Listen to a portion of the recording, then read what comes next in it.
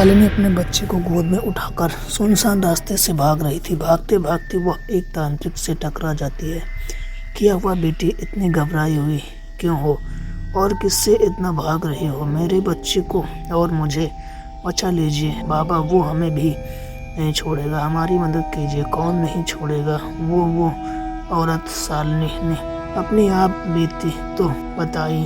दरअसल शालिनी और राजेश की 10 साल पहले अरेंज मैरिज हुई थी। वह मुंबई के शहर में रहती थी। दोनों ही अपनी लाइफ में बहुत खुश थे। शालिनी ने हाल ही में अपना जॉब छोड़ा था क्योंकि वह कुछ वक्त अपने फैमिली के साथ गुजारना चाहती थी। राजेश एक राइटर था, अलग अलग कहानियाँ लिखना और उसे प्रेजेंट करना उसका काम था। राजेश का पेमेंट थोड़ा कम था, लेकिन फिर भी शालिनी घर को कम पैसों में ही अच्छे से मैनेज करती।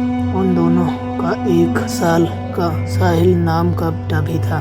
राजेश और शालिनी दोनों ही साहिल से बहुत प्यार करते थे, उसका ख्याल करते। एक दिन राजेश को प्रमोशन मिलने की बात फिक्स हो गई। राजेश बहुत खुश था, उसे लगा कि प्रमोशन के साथ साथ पेमेंट बढ़ेगा तो घर में शालिनी को थोड़ा आसानी हो जाएगी मैनेज करने में। वह मैनेजर के केबिन में गया। मैनेजर ने साथ ही राजेश के ट्रांसफ़र का लेटर भी उसके हाथ में थमा दिया। देखो साहिल, तुम्हारा प्रमोशन तो फिक्स है, लेकिन उसके लिए तुम्हें गुजरात जाना होगा। गुजरात? लेकिन क्यों?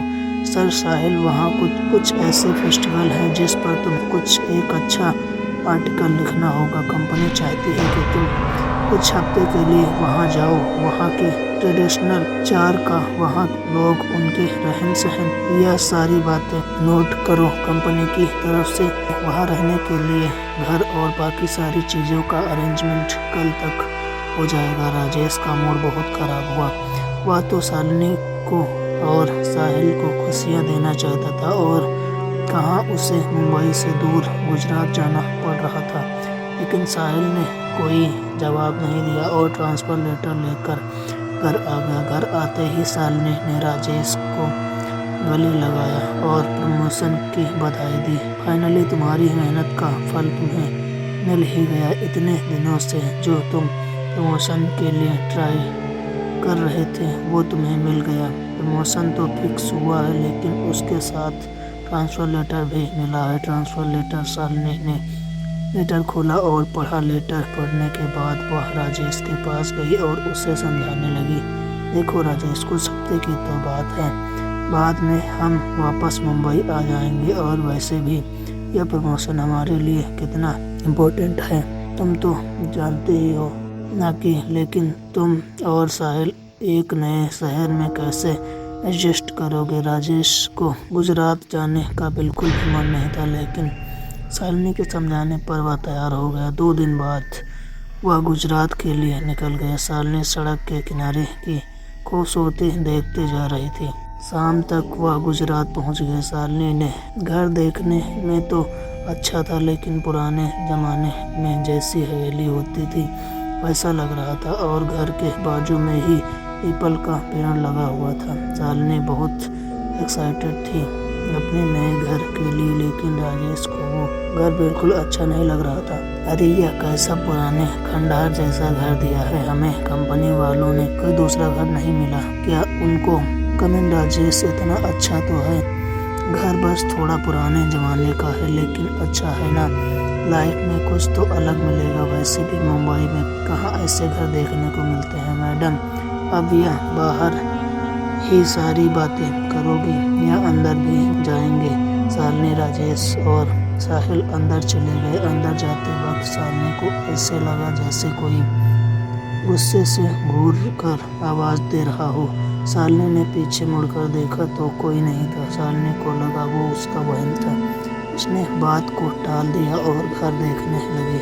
शालिनी को घर बहुत पसंद आया। साहिल भी आते ही घर की चीज़ों के साथ खेलने लगा। शालिनी को लगा कि साहिल को यहाँ लाकर उन्होंने सही किया। शाम के खाने के वक्त सभी टेबल पर बैठकर खाना खा रहे थे। तभी साहिल को ऐसा लगा जैसे उसके पैरों को किसी ने पकड़ लिया। उसने डर कर नीचे देखा तो कोई नहीं था। क्या हुआ साहिल, कोई प्रॉब्लम है क्या?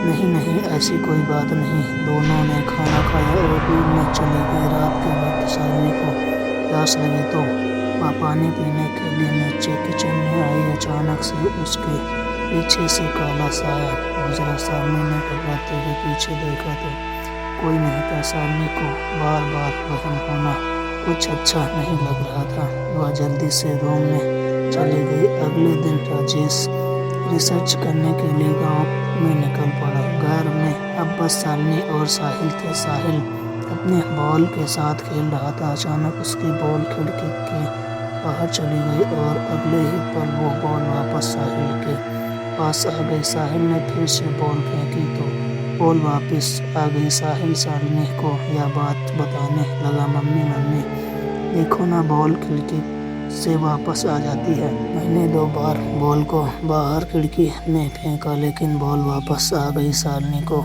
लगा साहिल बचपना कर रहा है, इसलिए उसने साहिल की बात को नज़रअंदाज कर दिया और बाहर जाकर खेलने को कहा। साहिल वापस हॉल में आया और उसने बॉल को खिड़की में फेंका लेकिन इस बार बॉल वापस नहीं आई। साहिल ने खिड़की में जाकर देखा तो साहिल की ही उम्र का लड़का वहां खड़ा था जिसके हाथ में बॉल थी। वह लड़का पूरे सफ़ेद रंग का था और आंखों के नीचे काला रंग के धब्बे थे। उसने साहिल को इशारे से बाहर बुलाया।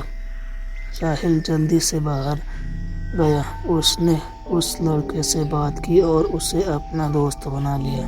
थोड़ी देर उसके साथ खेलने के बाद साहिल अंदर चला गया। उसने साहिल को बताया कि उसे बाहर मुन्ना नाम का लड़का मिला और उसने उससे दोस्ती कर ली। साहिल को लगा कि गांव से कोई लड़का अंदर आया होगा। बाद में साहिल बहुत सहमा सहमा रहने लगा। शालिनी उसे हाथ भी लगाती तो वो डर कर पीछे हट जाता। साहिल का ऐसा अजीब बर्ताव देखकर शालिनी चिंतित में पड़ गई।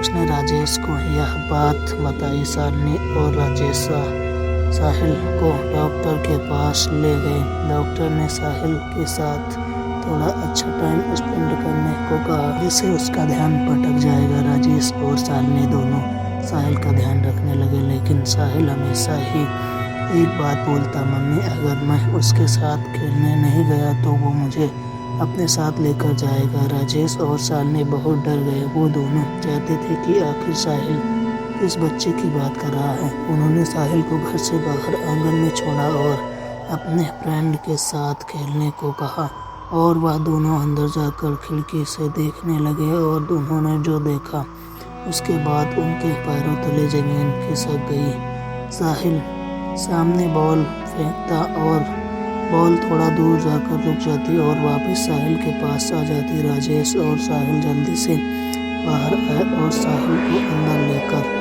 आए। उन दोनों को कुछ भी समझ नहीं आ रहा था कि यह क्या हो रहा है।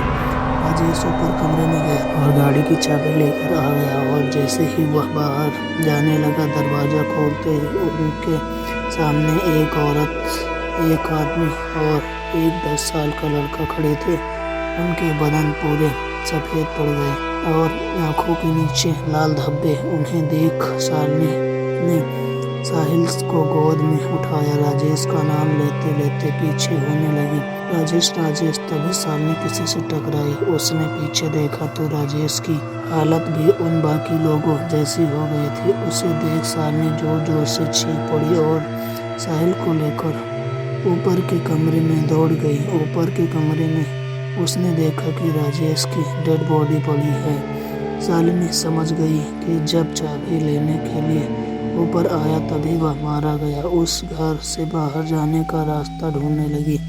उसने अलमारी से साड़ी निकाली और उसे बेड से बांध दिया और साड़ी को नीचे फेंक दिया। फिर उसने साहिल को उठाया और साड़ी से नीचे उतरने लगी और बाहर भाग गई और तांत्रिक बाबा से टकरा गए। जिस घर में तुम रहकर आई हो वहाँ से आज तक कोई जिंदा वापस नहीं लौटा। तांत्रिक ने बताया कि वहाँ 30 साल पहले एक परिवार रहता था। गाँव लोगों का उन पर कर्जा था। कर्जा न चुकाने के कारण उनका घर नीलाम करने का गांव वालों ने सोचा। जिस दिन घर नीलाम होना था उसी दिन सारे परिवार वालों ने घर में आत्महत्या कर ली। उनके शव को घर के सामने वाले पीपल के पेड़ के नीचे गाड़ दिया गया।